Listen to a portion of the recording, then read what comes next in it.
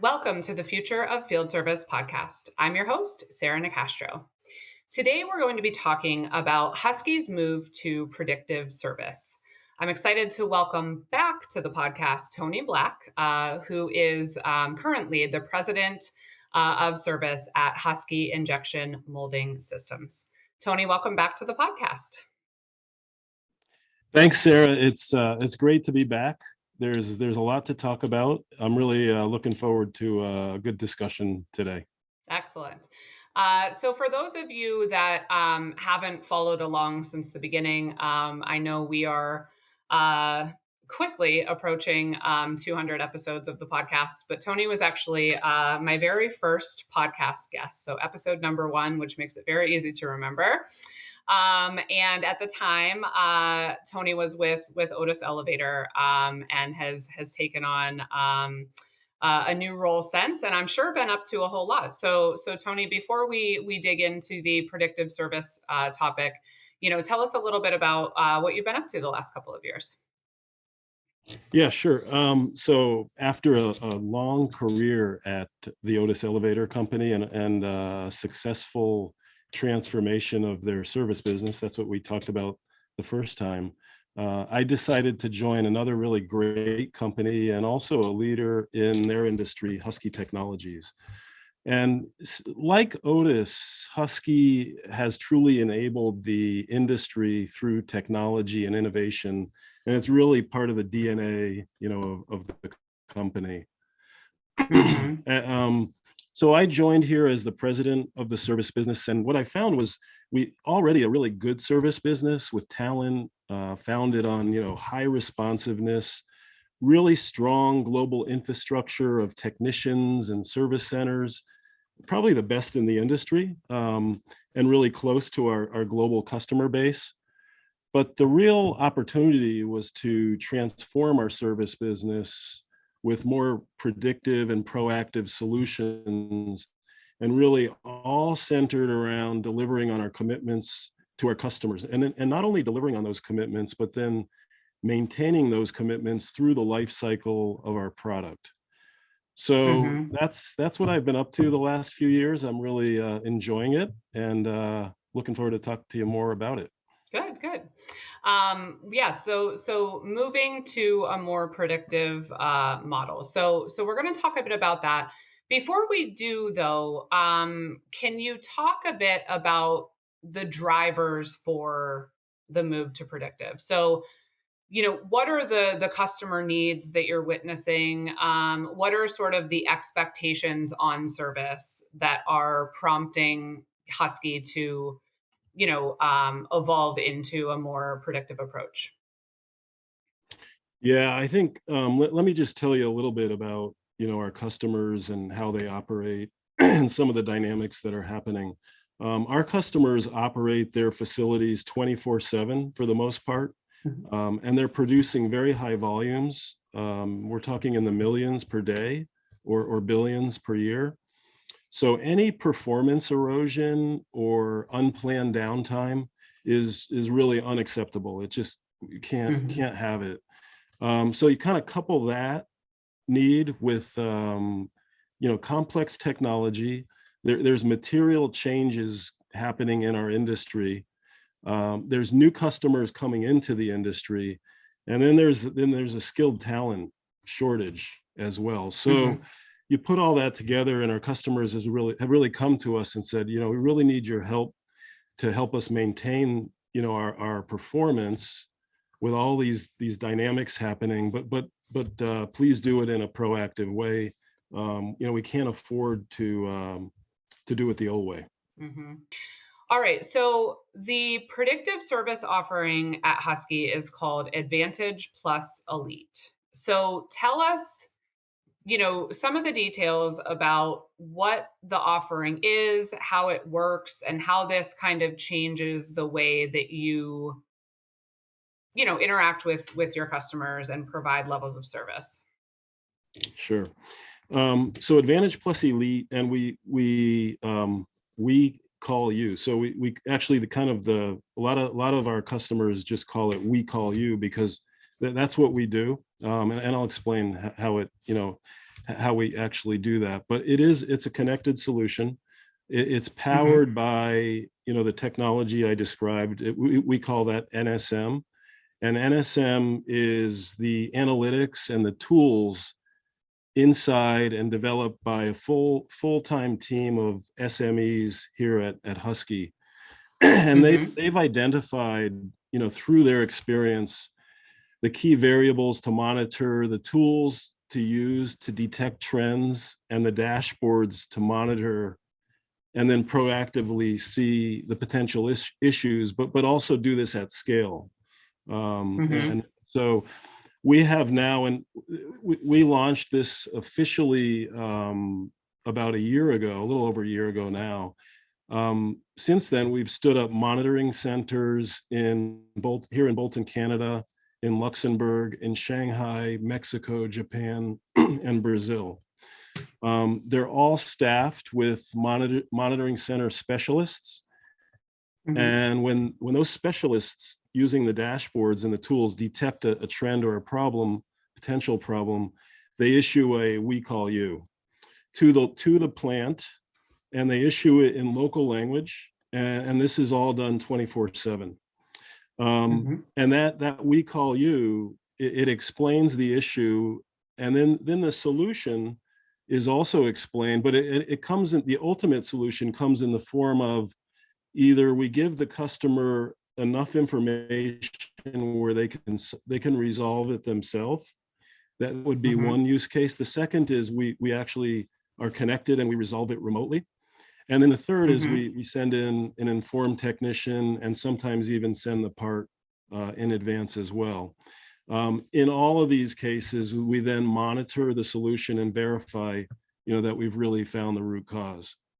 So our customers, really see the value in this. In just 1 year now, we have over 200 service contracts across 20 countries. We've issued well over 2,000 "we call yous." And, Mhm. the value, there's a lot of value in those "we call yous." We estimate, directionally, about for every "we call you," about $10,000 of cost avoidance or of lost production capacity. Mhm. Now we balance the technology with Husky people power. Each contract has a dedicated program manager, and that program manager facilitates a weekly and a monthly 30-minute stand-up meeting with the plant to go over the prior week's "we call yous." They use a standard weekly performance report showing the trend of unplanned downtime, OEE, energy usage, and so on. And Mhm. again, these things are critical because of the nature of the way they operate. Um, Mhm. so with that weekly meeting, it's actually a weekly and a monthly, combined with the technology, our customers are truly, they're hardwired into the Husky knowledge base, if you will, hardwired into our Mhm. SME base 24/7. And, Mhm. that is just that combined with the technology is really proven to be powerful. And, our customers see a lot of value in it. Yeah. Okay. Just a couple points to clarify. What does NSM stand for? It's new service model. Okay. And then second question is, so it's called We Call You. But is it just a call or is it a, video interaction? Is it a augmented reality interaction? Like what is the format of communication in that initial outreach? So the initial communication with the "we call you" is in the form of an email, or it can be Okay. it can be different medias to get it out, but it's in that form. Mhm. It's a kind of a standard format that we use that is pretty Mhm. concise. But then the follow-up work can be, an augmented reality call. It can be, a connection to their system where we're actually troubleshooting and solving the problem Mhm. remotely. But the initial "we call you" is a very it's really a one-page communication explaining the problem, showing the problem actually with the trends that we see, and then the Mhm. probable root causes of the problem. Mhm. Okay. And then you mentioned that for every we call you, you've noticed a te a on average, a $10,000 cost reduction. So is that's a $10,000 cost reduction for the customer or for Husky? For the customer. It's really a cost Okay. avoidance. So, for Mhm. example, if a customer is if the system for some reason is using excessive energy, and Mhm. it's something that it's there's a problem, and we detect that early. um, that's a cost avoidance of energy cost. Or if the system is using too much material to produce the solution, by the time just the volume, it really adds up quick. So that's a significant cost avoidance. Or if Mhm. we prevent a shutdown, an unplanned shutdown, again with those volumes, and our customers even more so today are really at capacity. Mhm. They can't make their volume, and they can't sell the product that they need to sell. So they've lost that revenue, if you will, that they would be getting. So it's really Right. really significantly beneficial for our customers. Mhm. Okay. And then I wanted to talk a little bit more about the program managers. Okay. So I like your point around the balance between technology and people, right? I think this is something that we see um people trying to land on, what's the right mix, right? So, I was at a conference at the end of April, and there was someone on a panel there that was very honest in saying, we went way too far into automation and AI and saw our customer satisfaction scores decrease because they were missing that human connection, right? So we know that both are important. It's important to use the technology to work smarter, and have these more sophisticated capabilities, but it's also important to customers to still have that human connection. So I think it's really fantastic that you are aware of that, and from the very beginning, Husky is working to align those things really well. So the program manager, though, did they exist before this program, or is that something that is new and intended to sort of build that balance between people and technology?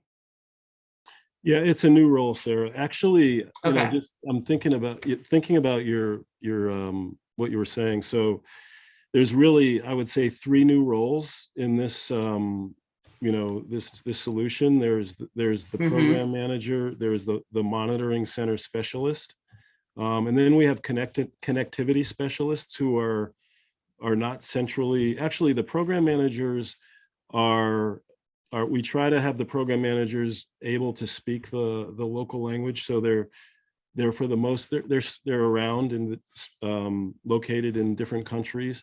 Mhm. Some are in the centralized but can speak the local language.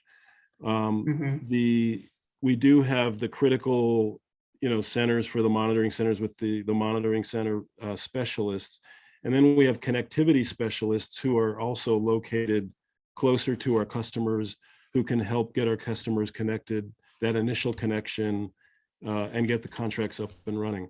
So, Mhm. but the program manager isn't, back to your question, it's a new role. Actually, it's really nice to see, because it's creating new opportunities for employees inside Husky. We have a really Mhm. strong group of program managers, a complete cross section of people with different backgrounds, all have good program Mhm. management skills, but a real high energy group, good with customers, but also understand how to work with the SMEs. They're really, if there's a problem, and through our initial monitoring center specialists, we can't get to the root of it, then we tap into the Husky SME base, Mhm. and they know how to get that done. So again, that weekly meeting, it's part of the people factor. Mhm. That weekly, our customers love that weekly meeting, because they get to it's efficient. It's 30 minutes max, because Mhm. they don't have the time for meetings. So 30-minute max. But if they kind of see what's happened in the last week, we give them suggestions on ways to continue to improve. And if there's an issue or a question, they get it answered, right in that meeting. So that is I was concerned, could we scale that?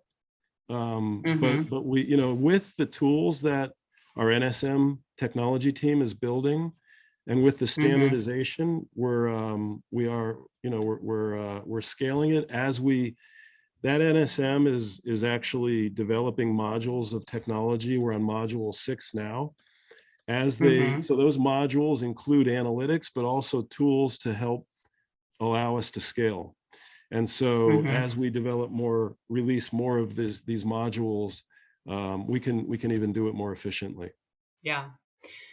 So I think it's really interesting because, and this is, I want to give you the context so you don't think I'm trying to get you to answer like a question that gets layered, right? But the reason I think this is so interesting is because when we start talking about the technological capabilities that allow a lot of what you're doing, remote diagnosis, remote resolution, customer remote resolution, et cetera, right? You ultimately get to a point where you are talking about less on-site work. Okay. And so there's a couple things that, now I think this is all very positive, but there's a couple topics here that start to make companies uncomfortable because it just requires change. One is the business model shift, right? So if you've always billed customers for on-site time, then how do you evolve towards something different? That's one. The second is you start to get into, technicians fearing that their jobs are going away, right? And I always say, like, there aren't enough technicians. No one can hire enough technicians right now. We don't need to worry about people being out of jobs. It just changes the way the work is done. It's not going away. It's just shifting, right? And so I just wrote an article, I think, a couple of weeks ago about one of the opinions I have is that, you know, we obviously need to let go of some of the, well, this is how we've always done it, right? Because that's what keeps people held on these challenges. Okay, so we have to kind of let that go. I think there could be a lot of value in segmenting service and even technician work, right? And so to me it sounds somewhat like this is where you're going, which is, let's say over time as this solution scales, and you can correct me if I'm wrong. I'm not putting words in your mouth. I'm just thinking out loud. Let's say over time you do have significantly less on-site work, okay? But you at the same time are increasing this program manager work. These customers want to not only have the relationship, but as you mentioned, that's very, very important, the knowledge, right? So it becomes less a transactional, we come to you, we fix X, and more a partnership of, yes, if something needs fixed on your site, we'll be there, but we're providing you all of this value in the form of information and uptime. And they want, to your point, a human being to have that relationship with. So you have program managers. And then, technicians, hypothetically, if they didn't want to be that people person, some will, some won't. They could be, the connectivity specialist or the remote specialist that you mentioned. So I just think it's such an important conversation to start looking at how companies are tackling those two big roadblocks everybody puts up. Well, we can't do that because X, right? Well, you can, and ultimately you're going to have to, right? This is the future of service. The future of service is not field service, it's service. And we need to look at it more holistically in terms of what's the overall customer experience, right? So I just think this is a really fantastic and really important conversation to think about. If the on-site work decreases, that's fine because these new roles are being created that allows you to, take that same talent and give them different futures within the business. So That was a lot of words, but what are your thoughts? No, I think you're spot on with that. I mean, I guess just a couple things that for sure, I think it's a fallacy if you think, you can just kind of have this magical AI and bots and um, auto emails, and that is success there is going to be super limited. It's not going to work. It doesn't Hmm. work. So the other thing I would say is, like you said, there is always going to be a requirement for a tech base close to our customers. I mean, period. That is the reality Right. now. And so, um, what the type of techs, and the type of techs and the number of super techs you need, the mix is going to change. But Hmm. that will always be needed. And again, Hmm. what we're doing is we're creating more informed technicians. So Hmm. and and techs like that, they like having that information. And so that's one thing I would say, Sarah. The other thing I would add in, again, and we're seeing it like real time playing out, these new roles, they're being filled by technicians, not Yeah. just technicians, others as well. But there's a good mix of technicians who are really interested in doing this, and they like it and they're Hmm. enjoying it, and they're growing. So that that and this is really growing. So it's creating these nice jobs for our techs Hmm. and others in Husky. But again, we still need technicians. So those that want to stay out in the field, Yeah. we need them as well. Um, Yeah. I just always want to put everyone at ease. It's like, okay, on the technician thing, there's ample opportunity. Okay? Like there's ample opportunity for on-site work, for whether you call them program managers or customer success, or and not just that. To your point, you mentioned three new roles that have come up as a part of this program. So I always just want to disarm everyone of, no one's taking jobs from anyone. In almost every conversation I have, there is more customer facing work to do than there are people to do it. So no one needs to be concerned that anyone's going to be out of a job, right? It's just a matter of being open minded about what it could look like in the future instead of being tied to what it has looked like historically, right? And then, on the business model part of it, I always say that, you know, if you feel you can't sell a new business model to your customer base, you're not, you haven't defined what the value is to them. You're thinking about what the value is to your business, because if you can do it right, it benefits everyone, right? And I think knowledge is such an important word that you brought up, right? Because it isn't just about delivering the service Husky's always delivered, but in a different way. It's about delivering more than what you've delivered based on the information you're gathering with analytics, right? So it just seems like you really are on to the concept, which is you're becoming, a knowledge partner. You're not just having a weekly check-in and saying, okay, well, we identified three issues, they were fixed before they became a problem, so happy days.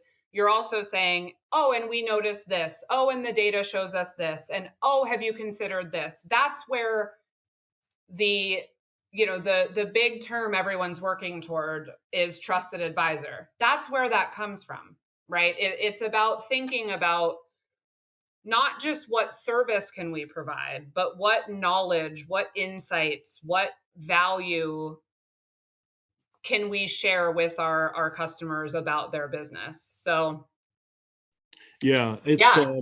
that so that it's truly a partnership when we start Hmm. the when we kick off that first kickoff, we have the customer names a champion, that is the champion of this solution. They Hmm. work in the factory, but those weekly meetings, it is it is like a lot of times it's almost like a just-in-time training session, actually. Very effective, more effective than any training Mhm. I've ever seen because it's really kind of point of need, and very Mhm. effective. And again, yeah, it's about the customer having access to the Husky genius, if you will, and the Mhm. SME base. Mhm. And Yeah. yeah, and that's why again it's a as I say, it's a partnership. Um, we we do tailor the solution a little differently for a new customer versus a an existing customer who's more experienced.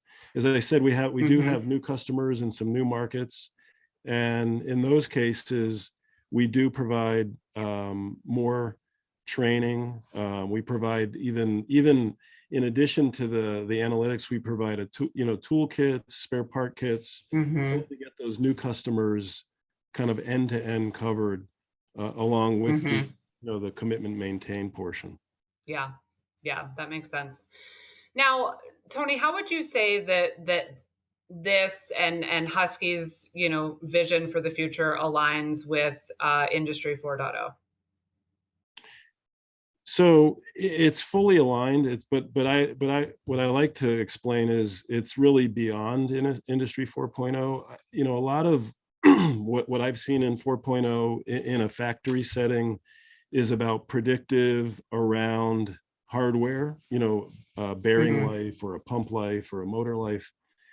The Advantage Plus Elite solution does that. Um, but the way I like to explain this is we talk about we look at it like a pyramid. And if you think about the top of the pyramid, it's the product that we're making for the customer. Our machine is making for the customer and the master Mhm. process on how that product is made. If you go down to the bottom of the pyramid, it's the hardware, those bearings and pumps and motors. It's the hardware that makes up our system. And then if you go up higher in the pyramid, then we have subsystems for our system. And then you go up higher and you have controls and drives and tuning. And then eventually, at the top is actually the product that we're making with the master process. That's the Mhm. pyramid.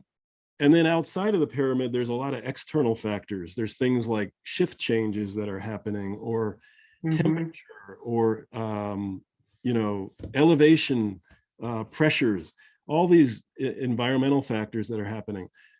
The way the NSM technology is built around really looking at the entire pyramid from the bottom to the top, as well as the environmental factors. So I don't know how clear that explanation was, but that's why I think it really is unique, this solution, and Mhm. really industry leading, because it's not just focused on the hardware, which is important, but there's a lot more that needs to be kind of monitored in a proactive way. Yeah. No, that makes sense. I think there's a lot more discussion today around ecosystems and, you know, not only thinking about, if you manufacture a certain thing, okay, like not only thinking about that thing, but thinking about the world in which it operates, right? And sometimes, again, that can be scary because it can be more work, right? To take into consideration anything outside of your own pyramid.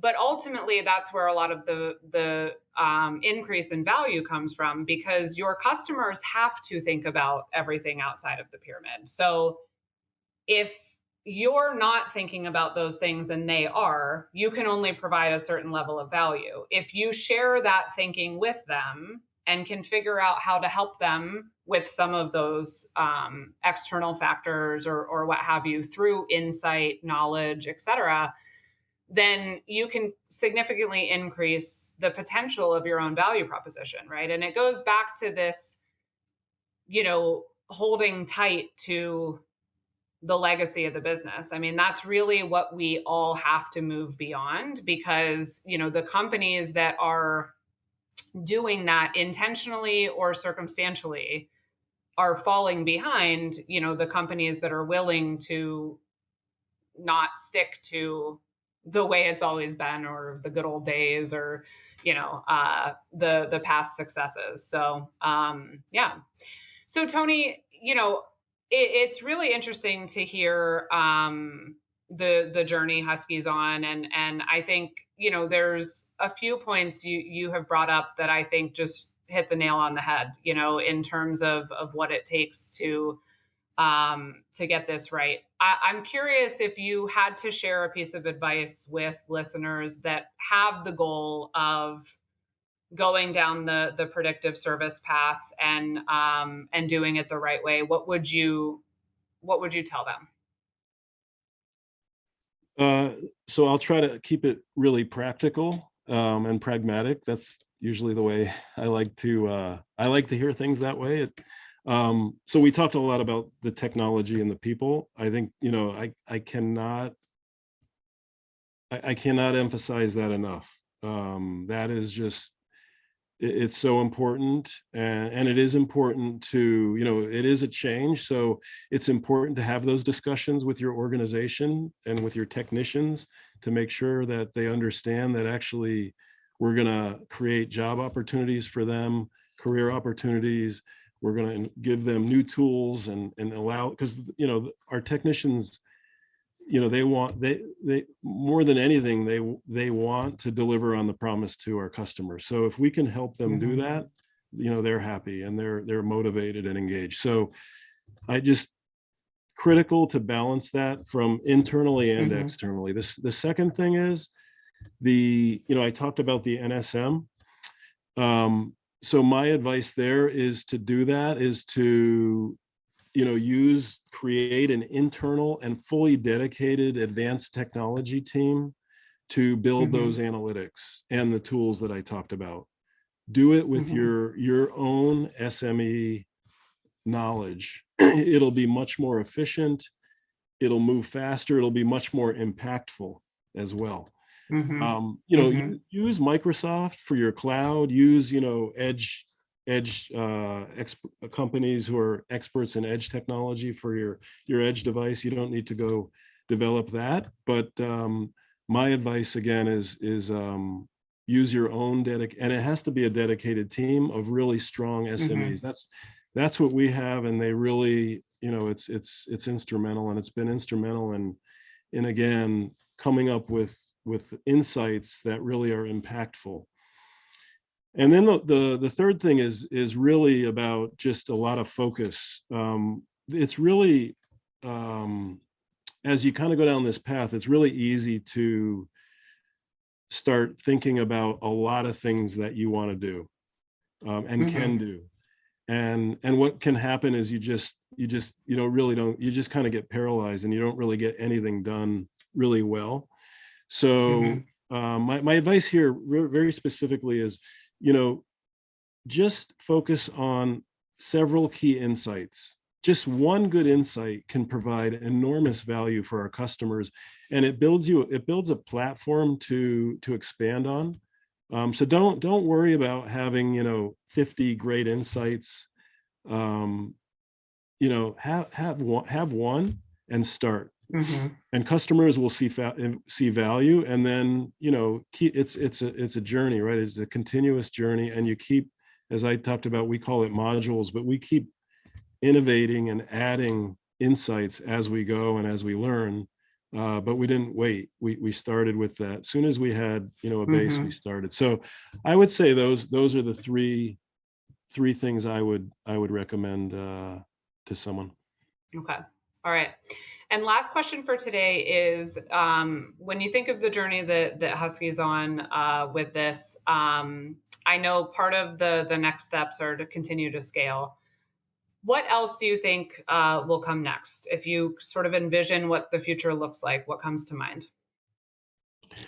Well, when I look at our business, we have to apply this proactive and predictive kind of mentality and approach across the whole business. A big Mhm. part of our business, and I think every service business is spare parts. and spare parts are truly the lifeblood of service. So what we've also been working on is kind of applying this approach where we've developed analytics to help our customers understand what they need to stock. We Mhm. developed online digital kind of tools recommending value solutions to our customers when they search for a part. We've developed proactive maintenance kits, and we're working on really even enhancing our service centers to make sure we can have parts next day anywhere in the world. So spare parts, but applying the proactive and predictive mindset and tools around that is it's we're all over that right now as well. Mhm. We're also we have a very significant install base that is ranges in age, and so Mhm. there's an obsolescence challenge with that. So we're building up. We've built up a strong kind of modernization, upgrade, engineering organization to help our Mhm. customers, again, maintaining that commitment through modernization and upgrade packages. So those are a few of the things that we're working on in parallel with the Mhm. Advantage Plus Elite solution. Okay. All right. Well, it'll be interesting to see how it progresses. I think, I'm thankful that you came and shared your perspective and the journey thus far. There's some really important points that you've made that I'm glad that you have already taken into consideration. It'll make Husky's journey a bit better, and for those listening, hopefully, it's some good food for thought. So, thanks for coming back, Tony. It was a pleasure to have you again. Yeah, it was great to be back. Thank you. Yeah. You can find more by visiting us at futureoffieldservice.com. You can also find us on LinkedIn as well as Twitter at the Future of FS. The Future of Field Service podcast is published in partnership with IFS. You can learn more at ifs.com. As always, thank you for listening.